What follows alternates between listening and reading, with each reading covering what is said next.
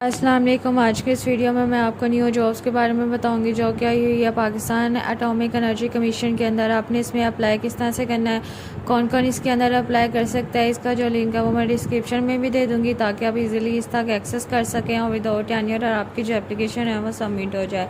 यहाँ पे जैसे ही हमने इनकी ऑफिशियल वेबसाइट पे क्लिक किया तो ये हमारे पास इंटरफेस ओपन हो जाएगा। यहाँ पे आपने करंट अपॉर्चुनिटीज़ के ऊपर क्लिक कर देना है। तो यहाँ पे नीचे आपके पास दो ऑप्शन आ जाएंगे, व्यू एडवर्टाइजमेंट का और साथ ही आपके पास आ जाएगा अप्लाई नो का। जैसे ही आप उसके ऊपर क्लिक करेंगे तो आपके सामने इसका जो एडवर्टाइजमेंट है ये ओपन हो जाएगा। यहाँ पे ये हमारे पास ओपन हो चुका है। तो सबसे पहले हम इसकी जो डिस्क्रिप्शन है, ये सारा एडवर्टाइजमेंट है वो रीड कर लेंगे, देन हम देखेंगे कि हमने इसके अंदर अप्लाई किस तरह से करना है। यहाँ पे जो सबसे पहली जॉब आ जाती है वो हमारे पास आ जाती है टेक्नीशियन की आ जाती है। यहाँ पे 3 इयर्स किया, अगर आपने कोई डिप्लोमा किया हुआ है तो आप इसके लिए अप्लाई कर सकते हैं। इसके लिए तजर्बे की ज़रूरत नहीं है। साथ ही इन्होंने साइंटिफिक असिस्टेंट की हमारे पास जॉब है, इसके लिए अगर आपने BSc की हुई है तो आप इसके लिए अप्लाई कर सकते हैं। इसके लिए भी तजर्बे की ज़रूरत नहीं है।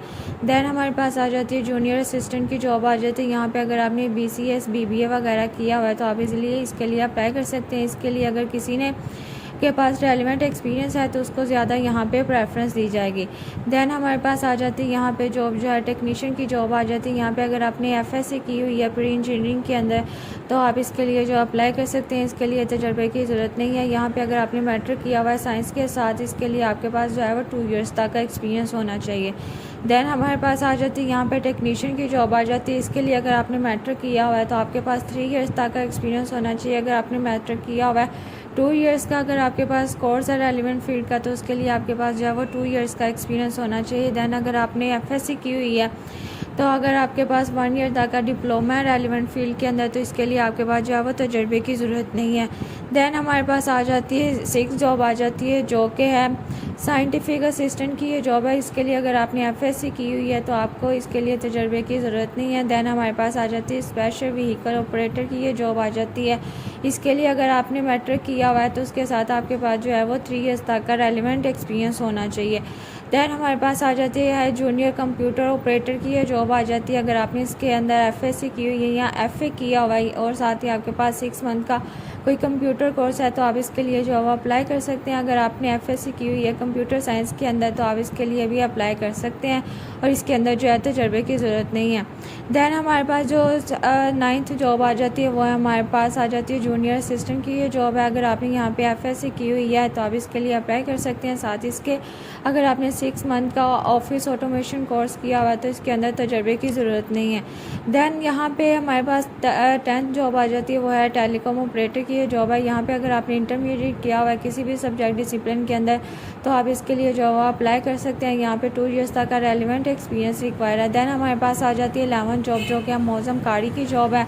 अगर आपने मैट्रिक किया हुआ है इसके बराबर कोई भी डिग्री और साथ ही आप हाफ़िज़ कुरान कारी हैं तो आप इसके लिए जो अप्लाई कर सकते हैं। इसके लिए भी आपके पास किसी किस्म के तजर्बे के होने की ज़रूरत नहीं है। देन हमारे पास आ जाती है 12th जॉब जो कि है टेक्नीशियन की ये जॉब है। अगर आपने मैट्रिक किया हुआ है मिनिमम सेकंड डिवीजन के अंदर तो आप इसके लिए अप्लाई कर सकते हैं। इसके लिए जो है वो 6 इयर्स तक का एक्सपीरियंस रिक्वायर है। देन अगर आपने मैट्रिक किया हुआ है साइंस के अंदर और सेकंड डिवीजन आपकी तो उसके साथ अगर आपके पास 5 इयर्स तक का एक्सपीरियंस है तो आप इस जॉब के लिए जो है अप्लाई कर सकते हैं। देन हमारे पास आ जाती है 30th जॉब आ जाती है जो कि डेटा एंट्री ऑपरेटर की ये जॉब है। यहाँ पे अगर आपने मैट्रिक किया हुआ है साइंस के अंदर तो या देन अगर आपने मैट्रिक किया हुआ है कंप्यूटर साइंस के अंदर सेकंड डिवीजन है तो आप इन जॉब के लिए अप्लाई कर सकते हैं। डेटा एंट्री ऑपरेटर की यहाँ पे जो एक्सपीरियंस रिक्वायर है वो 2 इयर्स तक का रिक्वायर है।